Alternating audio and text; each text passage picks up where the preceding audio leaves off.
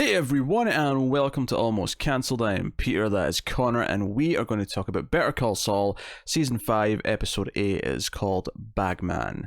So, full spoilers for the episode, as always.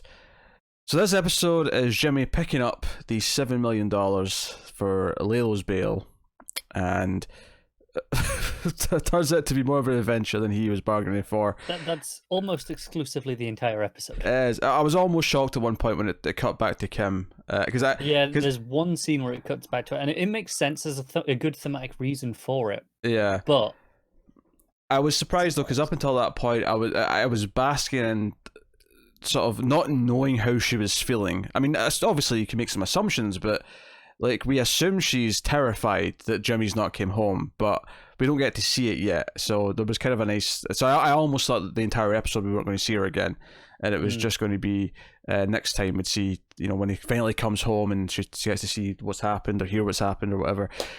But yeah, the episode starts with the twins, the old Salamanca twins, picking up the money from some vault in one of their layers. With the 7 million was barely a drop. Oh yeah, they've got just shelves and shelves and shelves of cash. I laughed later on when Jimmy has to carry all of it. I was laughing when he says, "Why did they discontinue the $1,000 bill? This would have been so much lighter." And I was thinking back to that opening scene. I was like, yeah, I mean, this would take up so much less room if it was a tenth in size in terms of how many notes there were. But hey, whatever. It looks more impressive this way. It does look more impressive, and admittedly, yes, most people don't have a need for a $1,000 bill. In fact, I would go as far to say that in the current day climate, the only people who would have a use for a $1,000 bill would be criminals. No, I don't know. Because there are purchases you can make that are cash that cost that much. Like, if you're buying a car. Yeah, but why wouldn't you just use a card for that? Lots of people buy it in cash if you're buying it off someone else secondhand. Yeah, but even if you're buying off someone else, people have accounts, people have PayPal, people have things though. You don't need to use cash. But lots of people do. If it's expensive enough that you're needing $1,000 bills, then I wouldn't want to even carry that money. This is insane. No, people don't need $1,000 bills, right? Criminals are the only reason why people need $1,000 bills now, and I will not accept anyone telling me otherwise. Unless someone really wants to tip their stripper with a ridiculous amount. What if you are an older person buying a car for a grandchild? Maybe you're not up on the newfangled PayPals and such, and you're like, well, here's some cash to go and buy it. $1,000 bills would be useful. I guess. I mean, the young person should go and put it in their bank account and then go buy a car using a card like a normal goddamn person. I am not accepting age as an excuse for someone doing something in a really stupid way. There is nothing wrong with it. Stupid. Anyway, so they take the money. There's a character there though who's clearly a mole for someone saying, "Hey, if you're still interested, I've got some information for you." Now, I assumed he was talking to Gus or someone for Gus. That was my assumption at this point in the episode. As it goes on, obviously, it kind of shows that that's not the case at all. This is a third party, just someone who wants to rob the Salamancas for $7 million because the money's vulnerable, because it's with someone who's not, it's with Saul, who's not exactly prepared to protect it. And I love Saul, again, telling Kim everything. Telling Kim, hey, okay, so... Which, I mean, admittedly, he does have a moment here, because he's given the out. Lalo actually gives him the out and says, look, this isn't for you. You know what, I'll find someone else, that's okay. He says it in that way where, though, it's clearly that he's very, very disappointed in him. And oh, yeah, he's goading him into, doing it. He's goading him into it. He's doing that kind of, well, I guess that's fine, then. Yeah, I suppose, exactly. Yeah. If you really insist, I'll find someone else. But that said, though, it's still an out. He could still take this and go, you know what, fine. You could be a little disappointed. He could, just about, yeah. I'm okay with this. We can go. But of course, just as he's leaving the room, he says $100,000. He's like, wait, that's a lot. He's like, well, it's less than 2% commission. That ain't too bad, actually. He's like, done. and he goes home and he tells Kim. And I kind of felt it with Kim, with almost tears in her eyes, like terrified, says, "I don't want you to do this." Like, Yeah, not because it's not even like, because obviously there's a lot of times where she looks at Saul and she'll be judgmental of what he's doing, or see something as kind of like, oh, this is unlawful, this is kind of this weird scummy way of doing things. This wasn't that. This was, no, I am terrified, I don't want you to do this because you might get killed. Yeah, it was intense, and I think there was a very notable omission in the truth that he tells her, because he does tell her most of the truth. He declines to mention that he's getting paid for this. I suppose that's technically true. She does say at one point, no, it's not worth any amount of money. So I kind of took it as she knew he was getting paid something for it, but I suppose that could just be lawyer fees. The way I took that was her kind of saying it's not worth the money, the hassle of being involved with this at all. And if this is what you've got to do to stay involved, then it's not worth it. I don't think she knew he was getting a direct payout for actually making this trip. Maybe he wants to buy her something nice, so he's keeping it a surprise. He's going to buy her a boat. I got you a boat. What does he call their boat? I don't know. Slipping dinghy. That works. But you know, and he does this thing where, because she's looking directly at him, and it's after she says, "I don't want you to do this," she's waiting for, "Okay, I won't." She's waiting for him to agree to not do it, and instead he tries to hug her and says, "It's going to be okay, I promise." And it's a one-sided hug. Like, she's just sort of standing there. He's got his arms wrapped around her. She's just kind of standing there, and it ends in this really awkward, bittersweet moment of this. This has not resolved the dispute whatsoever. Nothing about this has ended the tension of the scene. He's just awkwardly tried to make it seem okay, and you know, he goes out. He drives out to the middle of nowhere. You know, near the border, out by this well. The twins come up. The camera work here is very important for the end of the episode, because it kind of mirrors it again at the end, where Saul's kind of like center of frame and the car's coming towards him. It does the same thing again at the end in a much different context. But here, of course, you know, it's like he's got his legs kind of almost a bit too wide. He's feeling a bit cocky. He's like, "Oh, I'm here to pick up $7 million, and I'm going to make this money," and yada yada yada. He's feeling all big. He's feeling like a big shot. And he's been practicing saying, you know, I'm the lawyer in Spanish as well. You know, yes. just because he's like, these guys probably don't speak English, which is a strange assumption on his part. Yeah, I kind of laughed actually when Lalo's like, "Oh, you're the cousins. They're good boys. You like them." What? I'm like, are we talking about the same cousins here? So he drives back. He's eating a snack as he's driving. He's singing a song. You know, won $7 million of notes in my trunk or whatever he was saying. You know, the bottles of beer on the wall. He's doing that one, but yeah, with money.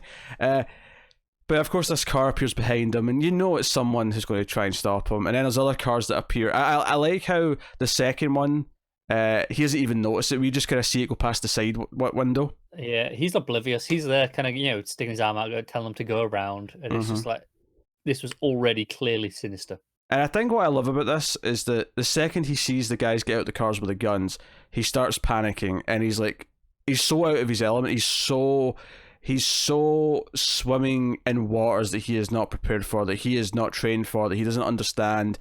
And, you know, he's been tempted by the prospect of the money, but this is not his world. As much as he likes to think that he can be a big shot in it, he's not prepared for this. This is terrifying to him. And we get this big thing where they get the money, and the guy actually sells, because I assumed this was Gus's men at first, and this is Gus getting, you know, because obviously, hell, we even see in the scene with Lalo, he's looking at the newspaper, he's giggling to himself because the newspaper story of the restaurant blowing up. They did know it was arson. Yes, they did, yeah. And he's giggling to himself, he's in an ecstatic mood. So that almost, in a thematic way, kind of set us up that Gus might be getting his, if not revenge, at least the start of the revenge, his first major move against Lalo. But that's not quite what happens here. And they're going to kill Saul. The guy is given the order. He's going to kill him. He's got the gun up. And I'm like, well, obviously, I'm not expecting Saul to die. We've got a season and a bit left. And you know, Breaking Bad. And Breaking Bad, and also the black and white Unless Vince Gilligan's really jumping the shark here and going, no, Saul's been a ghost for the last several years. He got resurrected at some point. Lazarus Pit. But of course, there's gunshots from a distance. Someone's taking them all out, and lo and behold, it's Mike. But I mean, that's almost to gloss over how this is shot and how tense all this is. It's that first gunshot, because you see the blood splatter onto Jimmy's shirt before you even hear it, and then you hear it, and then it's like, oh, and you kind of have an inkling already, like this is probably Mike, because we've seen him with that rifle a few times over the course of the show. The only time I doubted it was Mike was when we actually see kind of like the figure walk out and we see kind of what he's wearing. I'm like, that doesn't look like what Mike wears. It was funny because as soon as he started walking, it was before you could really make out what he was wearing. Mm-hmm. Just the way he walked, I was like, that's definitely Mike. I could kind of recognize it. And then I agree with what you say, when you see the clothes, it's a bit different. Yeah. Clearly he's dressed for desert warfare. That's why he looks different. Yeah, he's dressed appropriately. Yeah. And of course he's there to take the money. He's going to take the money from Saul. But ultimately, and this is the thing, I'm not sure if they actually want to take the money so that Lalo doesn't get it, or if he's just there to make sure Saul gets it to where it's going. Because he's going to take it to his own car, but then his own car is leaking fuel. So he turns around and he's like, well, looks like it's going to be Saul's car. So Saul's rickety old thing. And it's worth mentioning, Saul is completely in shock at this point. He's like, there's so many great shots of him, like really close up of him just shaking. The performance from Odenkirk is, it's on point. Yeah, I would go on a limb just on the motivation of why Mike's doing it. I would say it is to get the bail for Lalo, make sure Jimmy gets it back. I suspect this is part of what Gus was saying, how he needs it to kind of go smoothly because he doesn't want to be suspected of anything. Yeah. So he doesn't want it to be seen as, a retaliation for the arson or anything like that. So start a war accidentally. So they take Saul's car, and rest in peace, Saul's car, because it's been with them since the start of the show, and it's met its end here because it dies and they have to push it off the side of the road. Yeah, we should note before we get that far, one person did get away in the shootout. Yes, that's important for later. There's a lot of great visuals here, though. I love, there's a moment where, they're still driving in the car, where, Saul actually starts poking at it in a minute, but the way this shot's framed, it's impossible not to notice the bullet hole. And part of me was thinking, okay, they're going to get back and Kim's going to see a bullet hole and be like, Saul, Jimmy, what the hell? You said it'd be fine. And I think that's what's so great about her warning when she says, I don't want you to do this, and she's terrified, is that everything that happens in this episode justifies why she was scared. It justifies that she is right and that he should listen to her forever. Yep. Because that's all this episode did, was prove that. So they push it off. I heard a little bit of behind the scenes stuff where, you know how when they push the car off, it kind of gets stuck a little bit on the edge and kind of like dangles and then eventually falls off. That wasn't planned, and in the original take, before they edited it down, it was actually sort of teetering there for like a good 30 or so seconds before they eventually got it unstuck to push off.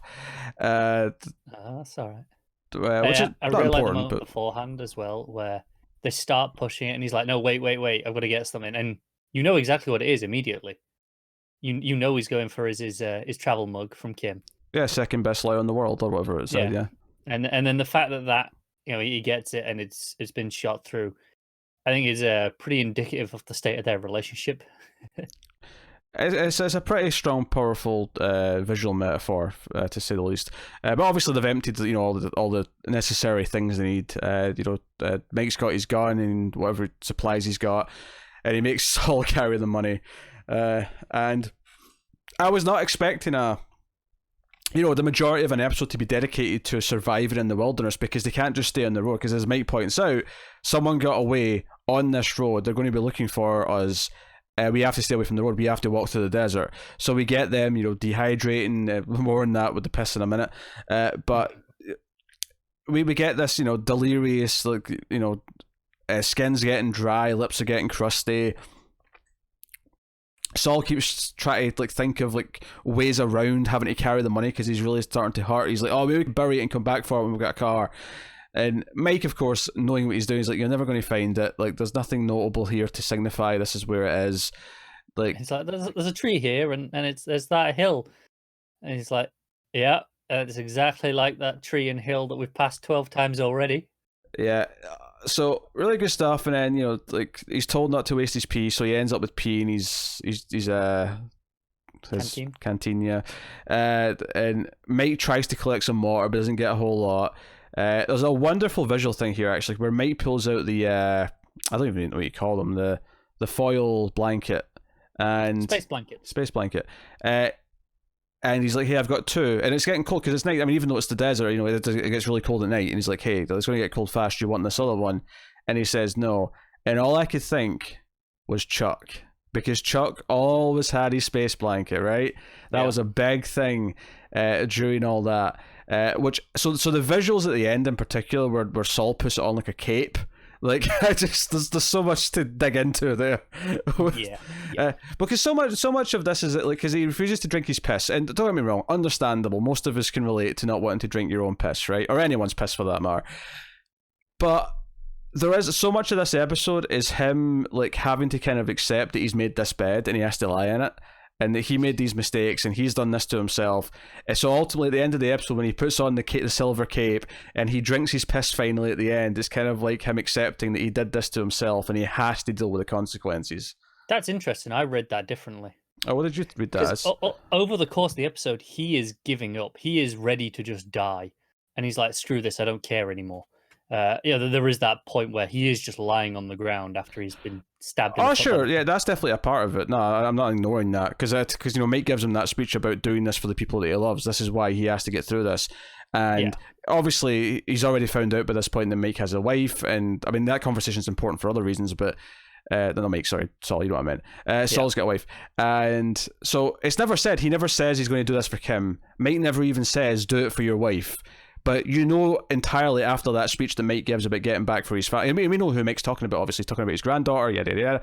Yeah. But Saul, like, everything he does from that point on, where he, like, stands up and says, I'm going to do this, you'll get the gun ready, and he puts on the cell, because and this is beautiful, earlier on in the episode when they're sitting by the tree, and they see the car in the distance, Mike tells him to put the license plate away because that's what he's using to dig because he thinks he's going to bury the bags. He's like, no, put that away. The light can catch it. Take anything off, your rings, anything that can catch light and sort of show him where we are. So the fact that he grabs a space blanket and puts it around his neck like a cape, that's the point. Yeah, it's a signal. Yeah. And I think it's after that, after it all goes down, where he finally drinks the piss, and it is him accepting that he wants to live and wants to actually do this and get back. It's that renewed vitality. Oh, sure, but it's both. Like, I don't think that that does not discount him accepting. I wasn't saying it. Because for me, like, so much of this is like almost the dying is like, well, he can't live with the punishment for the mistakes that he's made in a weird way, and sure. This kind of finally him drinking the piss is like, I did this to myself. And it is kind of triumphant as well. That's kind of what's so good about this show. There's like kind of a mixed layers. There's layers to it. It's like part of it is kind of like, okay, he wants to live, so that part's kind of hopeful. But I mean, hell, technically, even him accepting what he's done and accepting that he kind of has to just do this, is also kind of a victory in a way. Even though it's obviously disgusting, and I had to look away because it's even though I know it's not real piss. I know it's not real piss, but the visual of him drinking piss, I had to just cover my eyes for a minute. It's disgusting. I get where you're coming from, and I'm not saying you're wrong. I just think for me, it's more not an acceptance of everything. It's more he's going to fight to do better, and I'm sure it won't last. It never does with him. But it was more. I think it was triumphant. It was hopeful, and it wasn't this acceptance of the shit he's kind of stuck with. For me, it was more. He's going to fight to. Maybe not be part of the cartel stuff for the future. It won't work, obviously. But for me, the way that completely parallels with the Gene stuff, where he is so broken, right? And he is just this cowering mess, just hiding from everything. It is the complete opposite of what this moment is right here for me. Yeah, because one of the big things with Mike is that Mike, when they talk about Kim knowing where he is and that she's going to be worried, Mike's like, wait, you told her? You told her the truth? And he's like, yeah, she's my wife. He's like, well, she's in this then, and she's in the game. And he's like, no, she's not in the game. And I think, obviously, as soon as he says that, I'm like, oh, no, technically she kind of is now. Like, and even if she wasn't, right, which technically also might be true at that point, what Kim does the next morning definitely puts her in the game. It puts her in the game because now they know she exists. Now Laylo specifically knows she exists. And that makes her part of the game. And not only that, he knows that she knows some stuff. Maybe not everything, but some stuff. Calls him out as a Salamanca, which is obviously a big deal in that moment. Yeah, and obviously that Jimmy's off running his errand. So obviously she's like, hey, just tell me where you took him so I can go try and find him, because you want your money, I want to find him. He didn't run off with it. And to be fair, Laylo kind of says the same thing. He's like, yeah, I don't think he's stolen the money and ran either. It's certainly not without you. But he's like, yeah, maybe he'll show up if he's alive and we'll find out what happened and it'll be okay. And if he's dead, it doesn't really matter what we do, does it? So obviously Kim just is sat there. Again, the performance, the terror on her face, the fear of all this. Like, immediately, he kind of calls out that you're here because you're terrified. You're scared enough that you came to see me. And that is the only reason why you're here. So, yeah. Really powerful stuff. Really loved that scene. And obviously, yes, the big moments where Saul finally does kind of say, screw this. Because he insists. And this is the other thing, is that. And I think the reason why I kept thinking it was more about an acceptance of like what he actually has to do is that he kept trying to get out of carrying the bags every chance he could.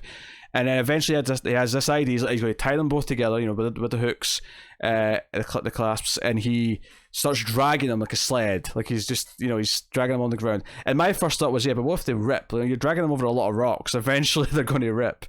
And sure enough, Mike turns around at one point and says, you pick that up, and there's money just trailed for a little bit. Not a lot. And Mike has the smart idea of using the license plate to sort of cover the holes so that he can carry them again. It's just a handful of bills going back a bit. It kind of gone too far. But this is the long list of things that he's done to try and get out of carrying them. He keeps not accepting that the solution for the job is this. That there's one solution and it's hard and he just can't do it. He keeps trying to think of ways to get around it or do it in a slightly easier way that accomplishes it, but in his way, and none of it works. And then ultimately, he just has to accept that it's not working, and that's when he almost gives up. And then obviously he says, no, I'm doing this, and gets up and puts on his cape.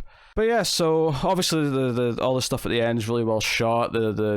Saul's kind of like walking sort of as quickly as he can, but he's not very strong at this point. He's walking down the road, the car's coming up behind him.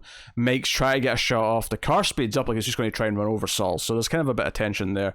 And of course there's a great irony here when Mike is up to the car thinking, oh, maybe there'll be some water in here. Obviously he's checking to see if the guy's dead first.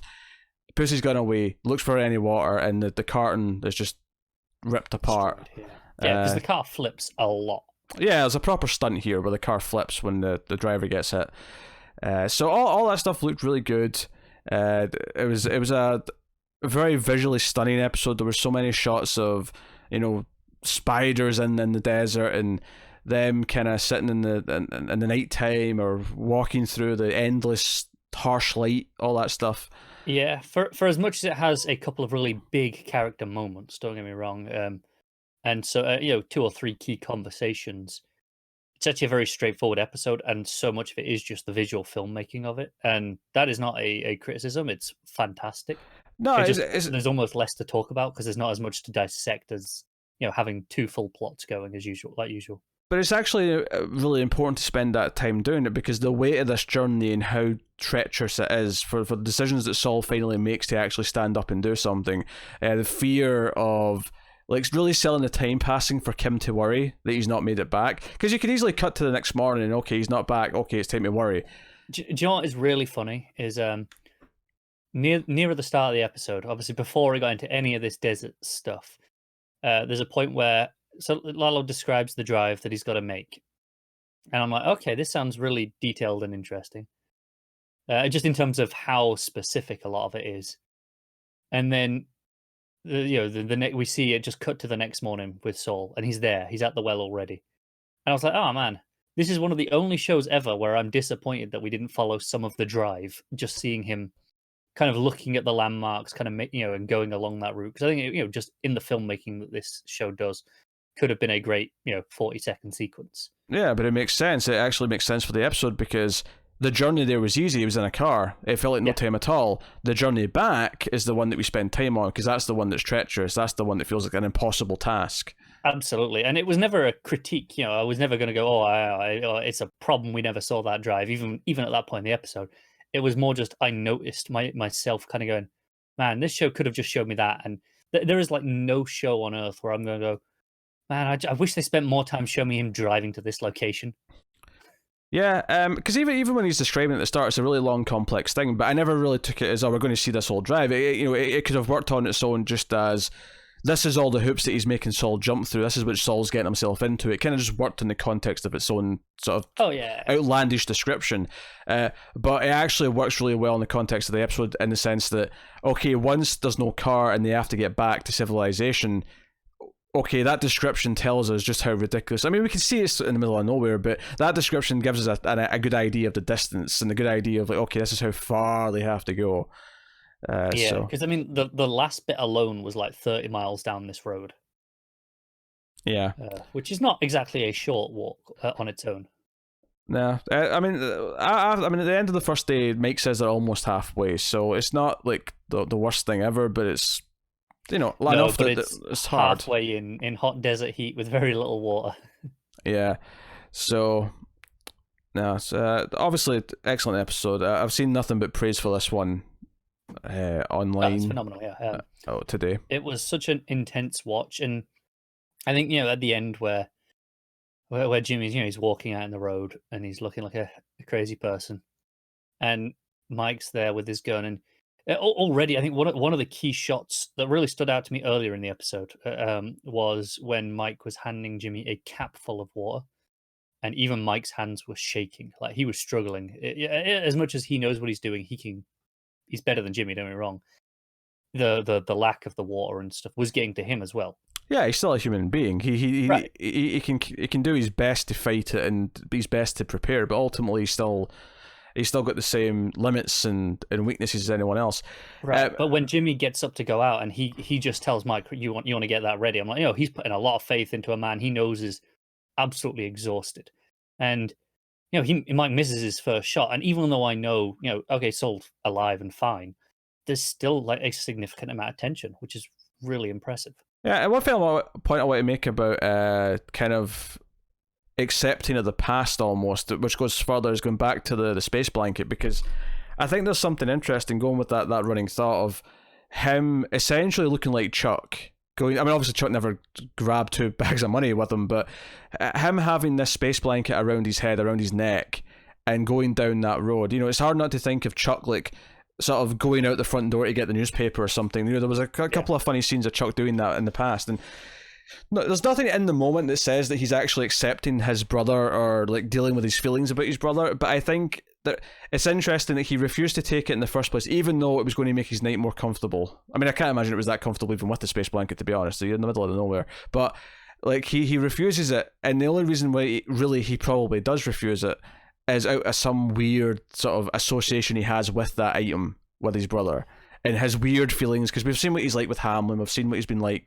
I think part of it as well is just his pride. We know how prideful Jimmy is, and he's like, no, I'll be fine, I can manage, and because Mike offered it him, that's what he's like, no, I don't need it. If he'd just asked, if Mike had never offered, Jimmy might have asked for one. But I think it's the fact that he was offered, and it's that he doesn't like feeling like he's being pitied. It's the same like we're talking about with Hamlin all season, with the job offer and such. It's just no, he refuses to let that define him. I don't know if I agree with that so much, but okay. I feel like the Hamlet thing is more specific because it's tied to stuff that, like big stuff that's defined his entire life and his entire adult career and everything he's trying to do to prove himself with his brother. I don't know if Jimmy's not going to take something just because he's offered it. Like, I don't think that's the way he is, really, but okay. I think that's fairly true for him in general. I think he's a very proud person and doesn't just take the handouts. He doesn't like to do the hard work, don't be wrong, but he likes to feel like he's earned it in his own way. I guess I don't know. I wasn't feeling that in this scene. For me, this was purely about Chuck. This was purely about Chuck, and nothing else. But because I've never like I don't know. It's such a it's like he's been offered something at a table. Like, hey, do you want a fork? And he's like, no, I'll do without. Like that's the equivalence of that for the way you reasoned it. No, I think this here is more specific in this scenario where it's like, no, this is the one thing that could make you more comfortable, and he is stubborn, and he's like, no, I'll manage. He'll kind of get on through it, and a lot of that has been, up until recently, he wouldn't let Kim help in a meaningful way. He'd be like, no, I'll get through it, and Kim would wind up in it through circumstance. Yeah, I suppose. But I mean, I don't know, this just feels like such a small thing comparatively. And I mean, obviously a big thing in the context of the moment, but like, he's happily accept makes water the next day. He gets his little cup, the little cap, and he gives him a little bit of water. There's like no... And he's asking for more. He's begging for more almost. So I don't think he's got a problem with accepting Mick's help. I really don't. I don't think there's anything... I think for me there is a big difference with the water being like, no, this is essential, and it's the urine, it's the urine of the water. Whereas at night he had his own, like, whatever it was wrapped around him, and he was like, I'll manage. Yeah, I don't know. I don't think I'm on the same wavelength with this one. Like, I don't think you can discount at all that this is to do with Chuck. Like, I'm not saying it's not to do with that as well. I'm saying for me, it's fairly equal. The visual of what they were doing with that, there's no mistaking that was intentional in making us think of Chuck. I mean, we can sit here and analyze and debate like exactly in what way it's correlating with Chuck, but there's no way that was not an intentional visual they wanted us to think about Chuck. Oh no, I'm not disputing that at all. So, but yeah, that was pretty much the episode. So you can let us know what you think of this in the comments below. You can like and subscribe, all that stuff. Get us on the Twitters for Mailed_Fuzz for channels update. If you want to support the channel and everything we do here, over at patreon.com/MailFuzzTV, and you can support us for as little as $1 per month and keep all the content coming. But otherwise, that is us. So thank you once again for watching or listening. We always appreciate it. Keep watching TV, guys. Have you got any vanilla?